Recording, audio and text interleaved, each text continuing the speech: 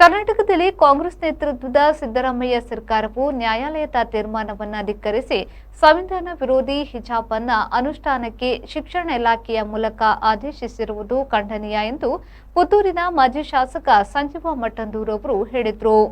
ಪುತ್ತೂರಿನಲ್ಲಿ ಮಾಧ್ಯಮದವರ ಪ್ರಶ್ನೆಗೆ ಉತ್ತರಿಸಿದ ಅವರು 2022ರಲ್ಲಿ ಉಡುಪಿಯಲ್ಲಿ ಹಿಜಾಬ್ ವಿಚಾರ ಬಂದಾಗ ಉಚ್ಚ ನ್ಯಾಯಾಲಯ ಮೆಟ್ಟಿಲೇರಿ ಅಲ್ಲಿ ಆದೇಶವಾದ ಮೇರೆಗೆ ಕರ್ನಾಟಕ ಸರ್ಕಾರ 2022ರಲ್ಲಿ ಹಿಜಾಬ್ಗೆ ಪೂರಕವಾಗಿ ಎಲ್ಲ ಶಾಲೆಗಳಲ್ಲಿ ವಸ್ತ್ರ ಸಂಹಿತೆ ಇರಬೇಕು ಎಂದು ಆದೇಶ ತಂದಿದೆ.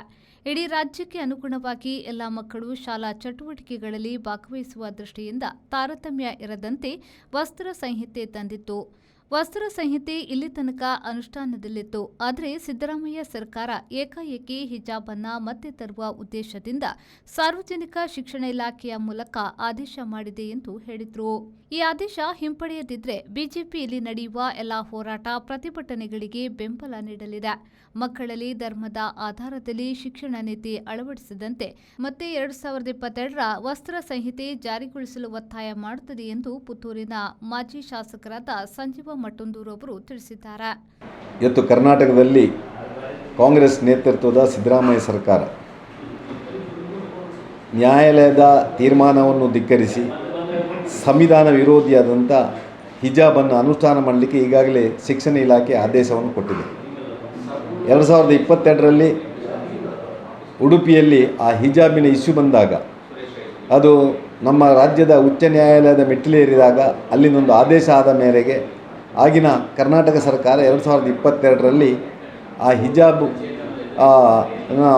ಗೆ ಪೂರಕವಾಗಿ ಪ್ರತಿಯೊಂದು ಶಾಲೆಯಲ್ಲಿ ಕೂಡ ಸರ್ಕಾರಿ ಅನುದಾನಿತ ಖಾಸಗಿ ಶಾಲೆಯಲ್ಲಿ ವಸ್ತ್ರ ಸಂಹಿತೆ ಇರಬೇಕು ಎನ್ನುವಂಥ ಒಂದು ಆದೇಶವನ್ನು ತರ್ತದೆ. ಅಲ್ಲಿ ಯಾವುದೇ ಮತೀಯವಾದಂಥ ಧರ್ಮಕ್ಕೆ ಆಧಾರಿತವಾದಂಥ ವಸ್ತ್ರ ಸಂಹಿತೆ ಇರಬಾರ್ದು.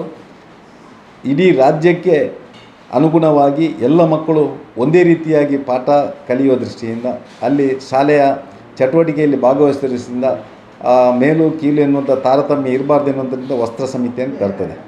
ಆ ವಸ್ತ್ರ ಸಂಹಿತೆ ಇಲ್ಲಿ ತನಕ ಅನುಷ್ಠಾನ ಆಗ್ತಾಯಿತ್ತು.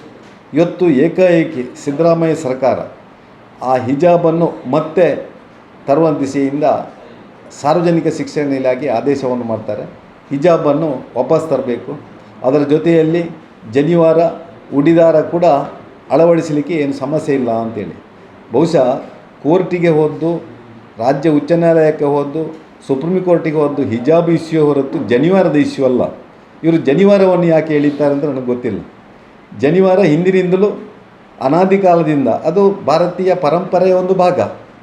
ಅನೀಶ್, ವಿ4 ನ್ಯೂಸ್, ಪುತ್ತೂರು.